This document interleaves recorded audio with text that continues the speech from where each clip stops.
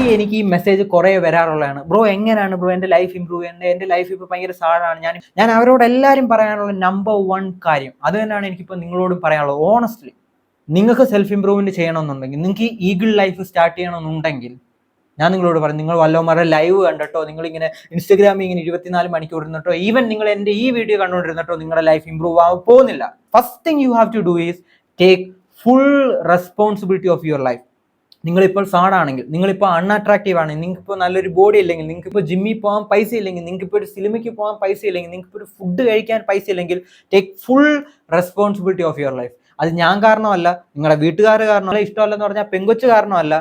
Take full responsibility of your life. ഇതാണ് bro number 1 rule of self improvement. ഇതല്ല meditation മാത്രം ചെയ്യുന്നതാണ് self improvement rule എന്ന് ഏതെങ്കിലും പൊട്ടന്മാർ പറയുന്നുണ്ടെങ്കിൽ they don't know what is self improvement. നമ്മൾ ചെയ്ത ഒരു ഹാബിറ്റാണ് ഇപ്പോൾ നമ്മൾ നമ്മുടെ ലൈഫിൽ അനുഭവിക്കുന്ന പെയിൻ്റെ കാരണം. അതിൻ്റെ ഫുൾ റെസ്പോൺസിബിലിറ്റി നമ്മളാണ്. നിങ്ങളൊന്ന് ഇമാജിൻ ചെയ്ത് നോക്കി ബ്രോ, അത്രമാത്രം പവർ, നിങ്ങളുടെ ലൈഫിന്റെ ഫുൾ കൺട്രോൾ നിങ്ങൾക്ക് കിട്ടും. ദൈവമല്ല കാരണം, വേറെ ആരുമല്ല കാരണം. We need to change the mind set. Remember the name Abhishek Orion Sridhar.